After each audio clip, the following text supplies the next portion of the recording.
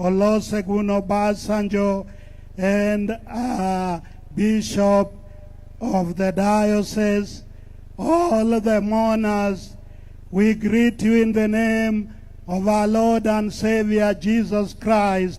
Praise the Lord.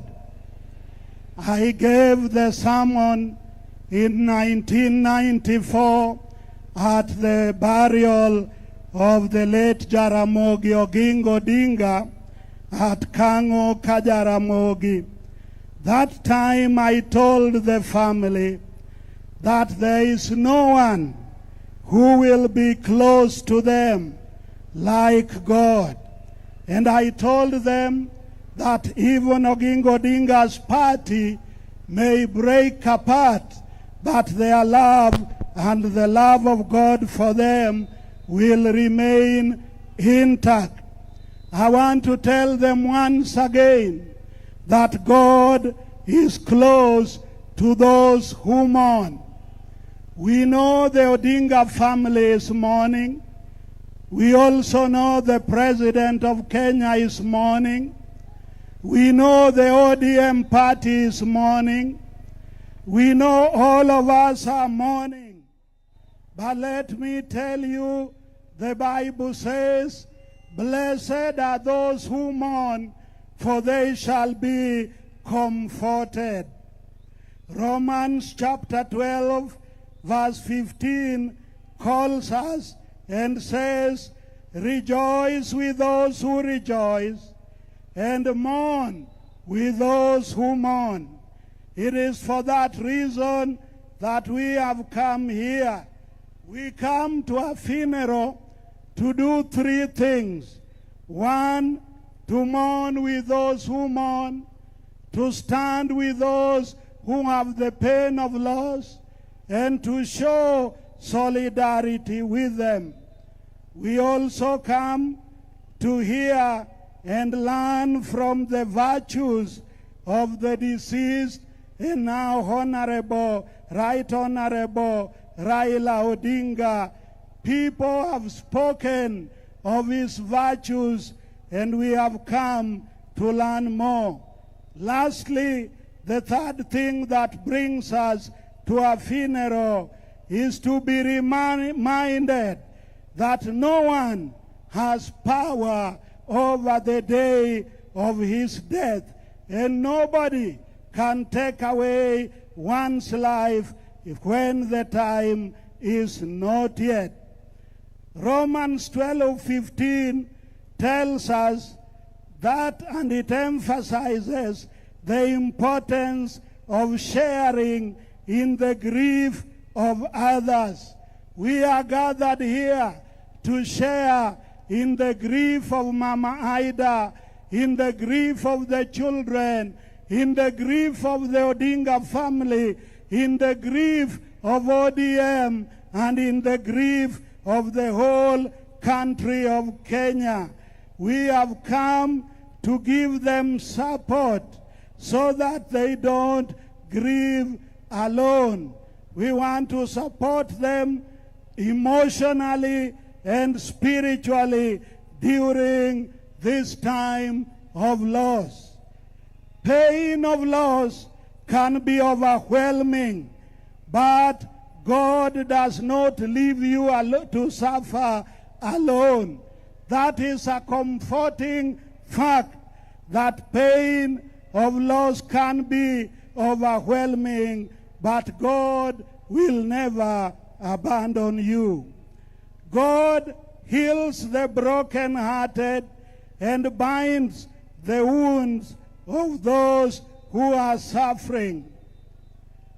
Fear not, for I am with you. Be not dismayed, for I am your God. I will strengthen you. Yes, I will help you. I will uphold you with my righteous right hand.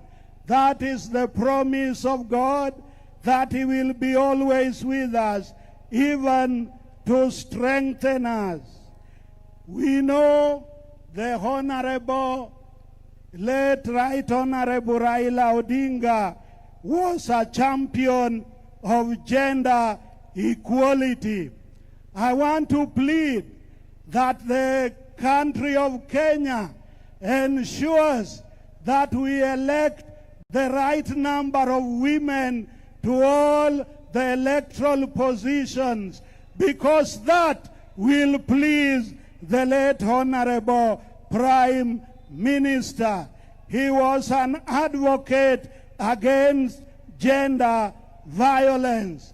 And let me tell you, those who are here, when you go home, honor Raila by not beating your husband or beating your wife, because Raila was a crusader against gender violence. Raila was a politician who always listened to the ground. Let us always listen to the people of Kenya and make justice flow like a river and righteousness like an ever-flowing stream. Raila was a man who cared for the welfare of his followers. I remember one time he came to our home in Ngia with Dr. Buru, the late Odenyngure, Owino Achola, and Makto and others. And after my wife had given them mid-morning tea and uji, they were going to a rally during the time of NDP.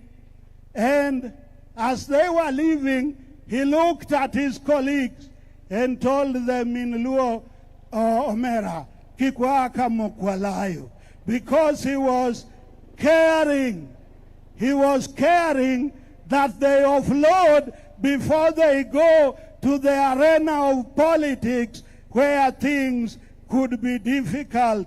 He cared so much for his brother Oburu and for the team with which he was traveling.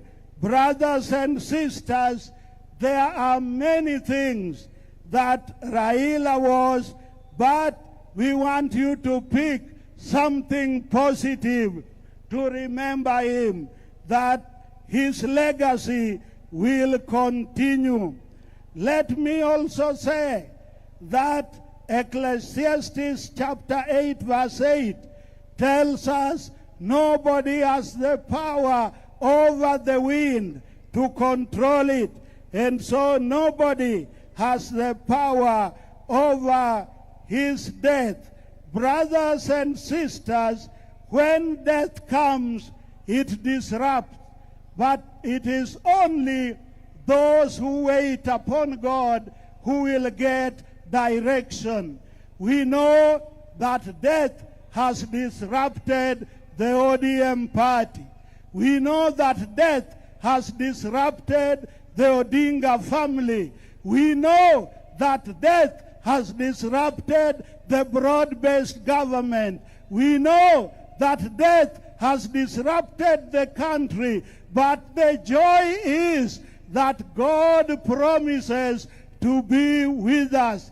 The Bible says that even young people can stumble and fall, but they that wait upon the Lord shall renew their strength. Mama Ida, wait upon the Lord. President Ruto, wait upon the Lord. All of us, let us wait upon the Lord our God. Let us do what is right. Let us give the widows and the orphans their right. Let justice flow like a river and democracy of our nation grow. This can only happen when we look upon God, for He is the beginner and the finisher of our faith. He is our creator. He is our redeemer. He is our sustainer. May Kenyans look upon God, and as we pray, this nation will be stronger this nation will be more united because we will be united in God. In the name of the Father, the Son, and the Holy Spirit.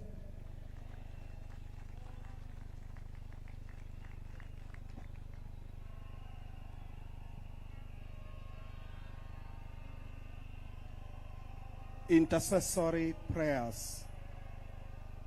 Let us be in silence as we thank God in our hearts for the life of His Excellency, the Right Honorable Raila Amolo Odinga's life. Each of us remembering what he meant to us. Amen.